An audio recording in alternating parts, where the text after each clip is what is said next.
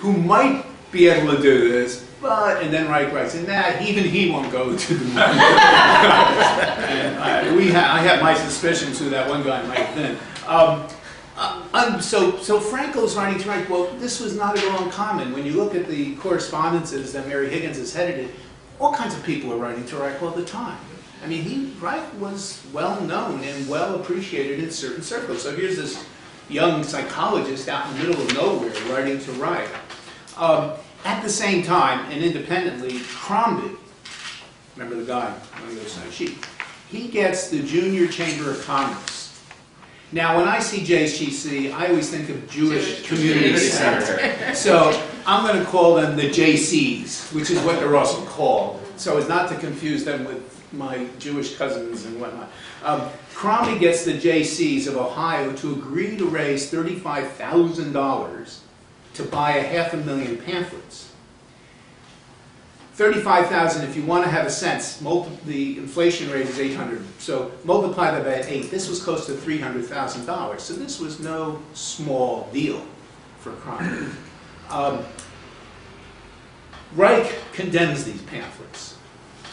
They come to him through this guy Alpern, who I mentioned on the other side, the optometrist in Lorain, Ohio, who belongs to the JCs. Frankel, Alpern's brother-in-law, Frankel marries Alpern's sister. Frankel writes up a critique of the pamphlets, quoting Reich, with his permission, quoting some other psychologists who are anonymous. And then Alpern takes Frankel's critique. That's why I gave you all the names so people have names straight here. Alpern takes Frankel's critique and sends it to every branch of the JCs in Ohio. The JCs meet and decide not to publish, not to buy 500,000 pamphlets, and not to distribute them to the schools. Crombie goes bonkers. And one of the names, he had only 2 names to hang his hat on.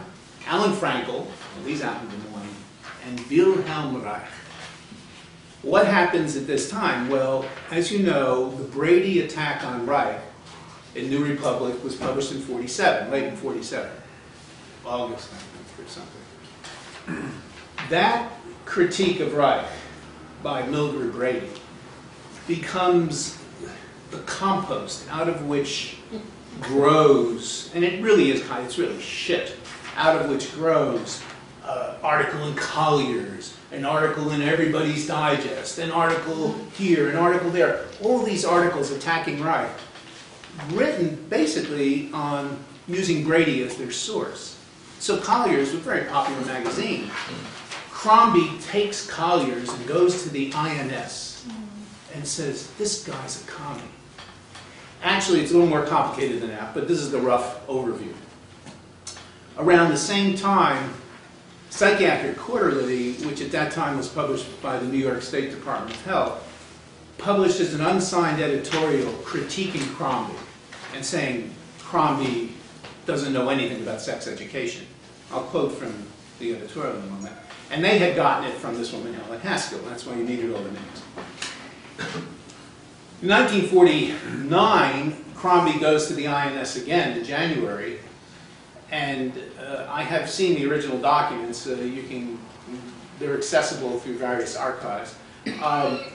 And the INS begins an investigation of Reich. Well, it doesn't happen quite so quickly.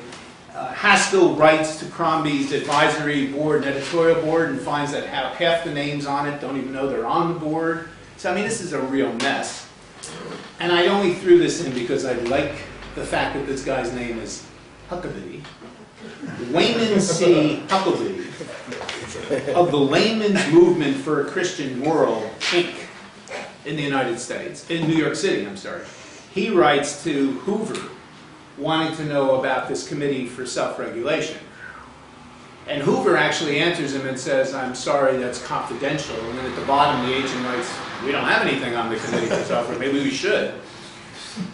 And in 1949, the INS does launch this investigation to take away Reich's citizenship. And around the same time, the Columbus Better Business Bureau says that Crombie's group is highly unfavorable. So that's the overview. Let me get into some of the details. One of the interesting details is these pamphlets that I mentioned. The ones that Youth Problems distributed, they were purchased from a publishing house by Youth Problems called Alberta Publications, owned by Albert Crombie and his wife Bertha. So in other words, Crombie set up a publishing house and then would sell this stuff to his own non-profit at a profit, and then distribute this stuff to them. So it was a financial aspect to all this, as you can imagine. When it, when it comes to Reich's comments, so long story short is Alpern asked his brother Frankel, comment on these things. Frankel says, well, why don't you send them to Reich? He really knows what he's talking about. Alpern sends the stuff to Reich. Initially, Reich says, who's Alpern? Frankel says, he's a good guy. I don't know why Frankel doesn't mention that he's married to Alpern's sister, but Reich then writes comments on this, and I'll just want to read briefly from Reich's comments on these pamphlets. And it sort of ties in with the sexual struggles of youth. He says, I received these pamphlets, which you have sent me for scrutiny. I do not hesitate to recommend that you prevent the distribution of these and similar pamphlets on juvenile sexual matters as quickly and as thoroughly as possible. This is Reich writing in English. The distribution of such pamphlets is not motivated by any desire to help youth in its most burning problem, but by reasons which have nothing whatsoever to do with the problems of adolescence. The motives can be found in some sectarian or political ideology or in commercial or personal neurotic reasons. He nailed it on all fronts. There was a commercial reason, because he was going to be buying the pamphlets from himself. There was clearly personal neurotic reasons. This guy Crombie was a grade A nut. And clearly he wasn't interested in people. I mean, Crombie brags. This is Crombie describing his booklets. They do not contain the word sex and deal principally with friendship problems of adolescence. But Reich's critique goes on, but I don't want to bore you all with it.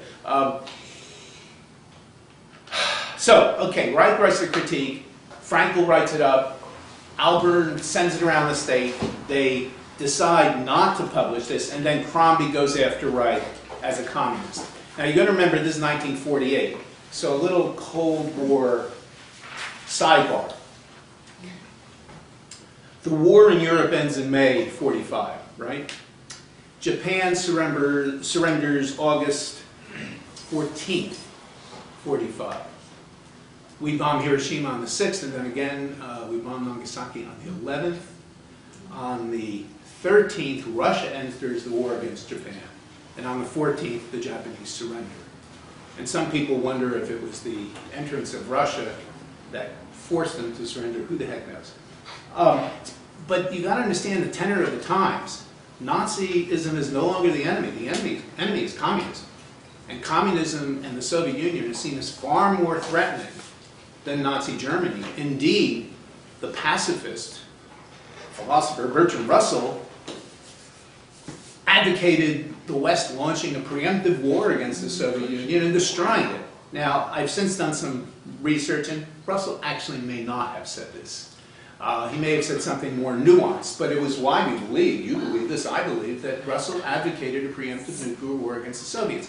So this says something about the tenor of the times, and thus it's not totally surprising that Crombie shows up at the INS office in Columbus and says, this guy Reich's a former German communist, and that the INS actually